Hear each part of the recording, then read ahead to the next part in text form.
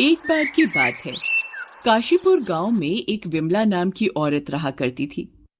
वो बहुत गरीब थी। महामारी के कारण उसके पति का देहांत हो चुका था। उसका एक बेटा भी था जिसका नाम रमेश था। वो पढ़ाई में बहुत होशियार था। उसकी मां धन कमाने के लिए लोगों के घर का काम किया करती थी, लेकिन उसके बेटे रमेश को अपनी मां का दूसरों के घर में काम करना पसंद नहीं था। माँ, तुम दूसरों के घर का काम करने क्यों जाती हो? बेटा, अगर मैं काम नहीं करूंगी तो पैसे कैसे आएंगे और घर कैसे चलेगा? माँ, मैं कहीं मेहनत मजदूरी कर लेता हूँ। मुझे आपका काम करना अच्छा नहीं लगता। नहीं बेटा, तुम अभी छोटे हो, तुम अभी पढ़ाई करो। बिमला सोचती थी कि उसका बेटा पढ़ लिख कर एक बड़ा अफसर बने। बिमला जब काम करती तो रमेश भी उसके साथ जाता था। बिमला लोगों के घर जाकर कहीं बर्तन मांजती तो कहीं खाना बना दिया करती। वहीं रमेश लोगों के घर आए अखबार को बड़े ध्यान से पढ़ा करता था। एक दिन उसकी मां ने खाने की रेडी पर रोटी सब्जी का काम शुरू किया। वो अकेले ही 10 किलो आटे की रोटियां बना लिया करती थी। इसके साथ ही वो 2 सब्जियां भी बना लिया करती थी। इसके लिए वो सुबह 3 बजे उठ जाया करती थी।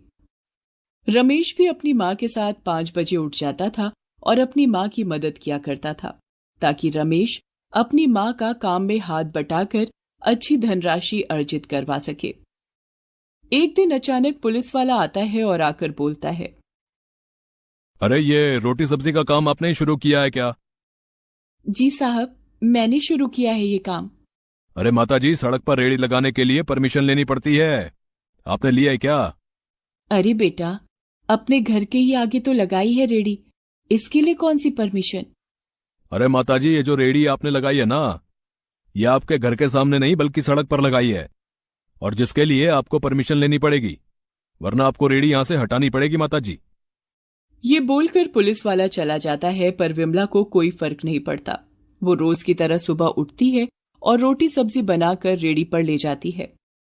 कुछ समय बाद रमेश की मां अच्छी धनराशि कमाने लगी और पुलिस वाला भी दोबारा नहीं आया।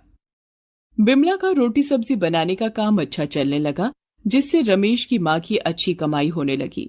अच्छी कमाई के चलते बिमला ने रमेश का दाखिला बड़े स्कूल में करवा दिया, ताकि वो अच्छी शिक्षा प्राप्त कर सके। अरे, इसके बस का कुछ नहीं है। हाँ, देखना, ये अपने घर का सारा पैसा खराब कर देगा। अरे भला बताओ, है?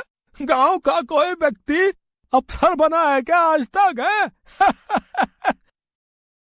अब रमेश पढ़ाई में कड़ी मेहनत करने लगा और परीक्षा में अच्छे अंक प्राप्त करने लगा। उसकी सफलता के कारण गांव वाले उससे जलने लगे। रमेश के अच्छे अंक प्राप्त करने की वजह से उसके अध्यापक भी उससे बहुत प्रसन्न थे। शाबाश रमेश, तुम ऐसे ही मेहनत करते रहो और आगे बढ़ते रहो। धीरे धीरे समय गुजरता गया और रमेश बड़ा होता गया। उसने अपनी मेहनत और लगन से अपने स्कूल की पढ़ाई पूरी की और डॉक्टर की पढ़ाई पूरी करने के लिए कॉलेज में दाखिला लेने हेतु इम्तिहान दिया और इम्तिहान में प्रथम भी आया। ये खबर सुनकर उसकी मां बहुत खुश हुई।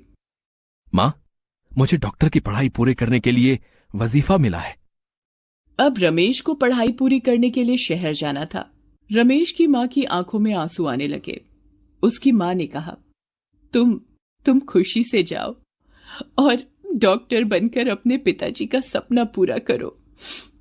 अब वो डॉक्टरी की पढ़ाई पूरी करने के लिए शहर की ओर चला गया। उसके बाद मानो जैसे वो लापता सा हो गया। उसकी कोई खैर खबर नहीं थी। अरे, मैं ना कहता था इसका बेटा कुछ नहीं बनेगा, शहर जाकर पड़ा होगा किसी गलत संगत में, है? सही कह रहे हो भैया, शहर से लौट के आया है कोई आज तक जो वो आएगा, है? लेकिन उसकी मां को पूरा विश्वास था, एक दिन मेरा लड़का जरूर आएगा। कुछ सालों बाद गांव में एक बीमारी फैल गई। गांव वाले एक एक करके बीमार होने लगे और नगर के सरकारी अस्पताल में भर्ती होने लगे। बहुत डॉक्टर आए और चले गए। कोई भी गांव वालों को ठीक नहीं कर पा रहा था, जिससे गांव वाले बहुत निराश हो गए। तब एक नर्स ने सभी को सूचना दी, आप लोग चिंता मत करो, शहर से एक डॉक्टर आने वाले हैं जो आप सब गांव वालों का इलाज करेंगे। ये खबर सुनकर गांव वाले बहुत खुश हुए। तभी हॉस्पिटल के गेट पर एक कार आकर रुकी और उसमें से एक डॉक्टर उतरा। नगर के मुखिया ने माला पहनाकर उसका स्वागत किया। जब वो अस्पताल के अंदर आया तब गांव वाले उसे देखकर चकित रह गए। वो कोई और नहीं बल्कि रमेश था। रमेश ने अपनी मां के पैर छुए और आशीर्वाद लिया और फिर रमेश ने सभी गांव वालों का इलाज करना शुरू किया और सभी गांव वाले धीरे धीरे स्वस्थ होने लगे। रमेश की मेहनत और सफलता के कारण सारा गांव बीमारी से ठीक हो गया। बेटा, तुम्हारा बहुत बहुत धन्यवाद।